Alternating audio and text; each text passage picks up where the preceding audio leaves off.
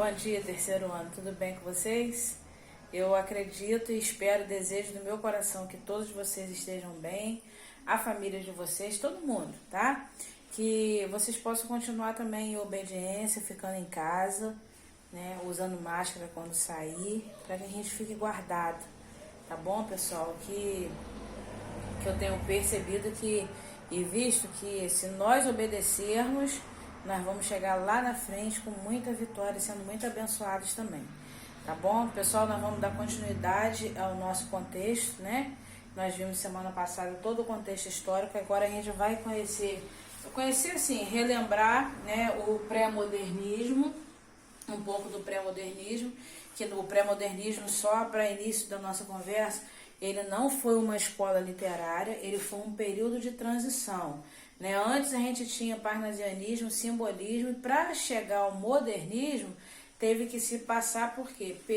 Pela transição, e no meio dessa transição, como se fosse uma ponte entre uma escola literária anterior para começar outra, nós vamos ter o pré-modernismo.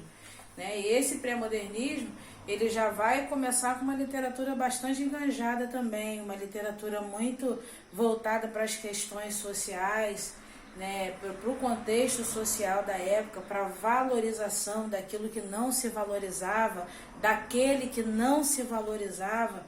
Então vai ser um período de literatura de alguma forma, de certa forma, com um cunho bastante político também, né? Porque a gente vai ver que dentro dessa manifestação artística aí, a gente vai ter autores que vai trabalhar problemas sociais, né? Questões sociais vividas naquela época, questões políticas também vividas naquela época. O pré-modernismo, ele também vai ter a sua escrita em prosa e também vai ter a sua escrita em poesia. Né? São bons textos, tá, gente? A gente vai ter na prosa Euclides da Cunha, que vai escrever Os Sertões. Os Sertões vai retratar o quê? Uma realidade que Euclides da Cunha ele viveu lá na Guerra de Canudos, sabendo que Euclides da Cunha ele não era um escritor, né? Ele não era um autor, Euclides da Cunha era um jornalista, né? Então, na verdade, Os Sertões ele vai ser uma escrita de relato, uma experiência que ele teve e foi relatando, e o relato ele acabou se tornando tão extenso e tão rico que acabou sendo publicado. Por quê? Porque ele vai contar aquela história que eu já falei para vocês acerca de um povo que estava sofrendo lá no Nordeste, um povo abandonado. Né? Então entra em guerrilha, eles conseguem pegar uma fazenda, Canaã, e transformar essa fazenda num lugarejo, não cidade, mas um lugarejo onde todo mundo ajudava um ao outro, junto ali com o Antônio Conselheiro, que era o chefe deles. Quer dizer, a visão do governo era o quê? O Antônio Conselheiro quer formar uma cidade. Ele está querendo dividir o Brasil com aquele povo ali. Nós não podemos deixar isso acontecer. Então aquilo acaba virando uma guerra. Então Euclides da Cunha, ele faz o quê? Ele sai de São Paulo e diz assim, vai para lá e vai ver o que está acontecendo e começa a registrar tudo que está acontecendo. Então ele foi registrando esses relatos, né? Tudo aquilo que ele via ali em Canudos, ele foi registrando e acabou transformando-se esses relatos em quê? Num livro, e esse livro foi chamado de Os Sertões.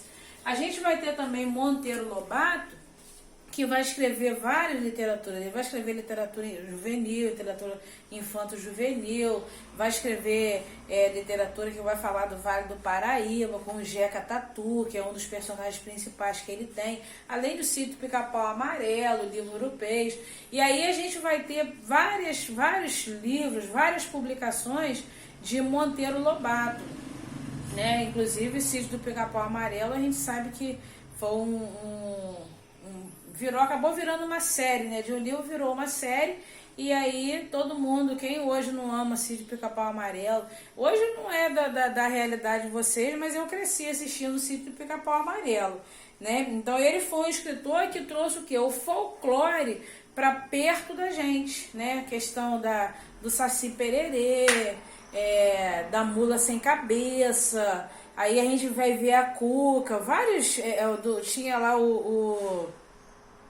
a dona Anastácia, tia Anastácia, que contava história. Ele vai trazer o folclore para bem perto da gente, ou seja, ele vai resgatar uma cultura popular e vai trazer para dentro das suas obras, né? E vai fazer com que, pô, se você não tinha conhecimento, agora você tem, né? Então isso foi muito importante. Também escreveu contos regionalistas, né?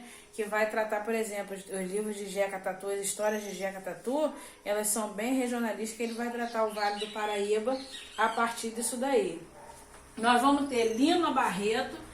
Coloquei aqui alguns livros principais que a gente conhece mais e cai bastante no vestibular, para vocês terem conhecimento. Triste Fim de Policarpo Quaresma, que foi escrito por Lima Barreto, né? Essa obra de Lima Barreto, ela vai trabalhar com a sociedade urbana brasileira, né? Os personagens desse livro, eles são suburbanos, os personagens de Lima Barreto, né? Eles são suburbanos, são pobres, que moram e trabalham no meio de ricos, né? Ele vai mostrar pra gente também o lado oposto entre uma sociedade e outra. Por quê? Porque a gente vai ver um contraste social muito grande dentro dessa literatura. Por quê? Porque dois mundos num só, mas são opostos, rico e pobre, desenvolvido, subdesenvolvido, digamos assim, né? Dentro da literatura, ele vai trazer essa apresentação pra gente. E durante esse período aí, a gente vai ver que, lembra que eu falei semana passada da Belle Époque? Que a gente via uma cidade, um centro da cidade de uma forma, mas a periferia tinha outra visão. É isso que Lima Barreto, na verdade, vai trabalhar. Então ele trabalhou, os temas dele são preconceito, discriminação, falsidade, várias coisas dentro do seu texto.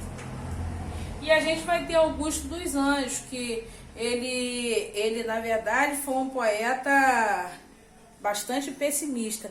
Ele só vai ter uma única obra, que foi a obra intitulada Eu, um livro de poesias, o único que ele vai ter. Mas é um livro assim, com rigor formal muito grande na sua escrita, nem parecia um poeta pré-modernista, né?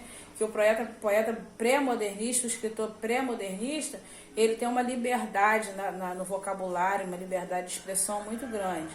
E Augusto dos Anjos não, Augusto dos Anjos vai trabalhar com esse rigor formal, mais parecido com o parnasiano do que com o pré-modernista, né?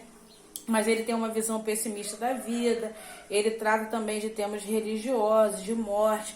Na verdade, ele faz quase que um delírio à medida que ele escreve. Então, pessoal, o pré-modernismo foi isso, foi só uma transição, foi um preparo para se chegar ao modernismo, que vai chegar ali na frente com a Semana de Arte Moderna. Logo depois disso, não foi um período muito longo, tá? E aí o conteúdo é esse de revisão. Dei uma olhada no material, dei uma olhada no livro. Tem alunos que não fizeram as atividades, tem aluno que faltou. Nesse dia eu tenho tudo anotado aqui. Pega essa atividade que está no livro aí, organiza ela ainda hoje, faça o exercício ainda hoje, porque a gente está com tempo hábil aí para fazer. Eu vou abrir o Meet já para falar com vocês, para perguntar se vocês têm alguma dúvida, para ver o que vocês precisam ainda. E vou mandar uma atividade em Word de múltipla escolha aí para vocês fazerem também. E eu vou colocar num programa que semana passada não deu para colocar porque eu tinha jogado numa pasta e não tinha chave. Depois eu acabei achando. Mas agora eu vou fazer esse de hoje, vou botar a correção nesse programa. Vocês só vão clicar nesse link, abrir e vai aparecer a correção desse programa para a gente fazer junto. Beleza, pessoal? Caiu meu celular aqui. Um beijo, fica com Deus, tá bom? Tchau, tchau.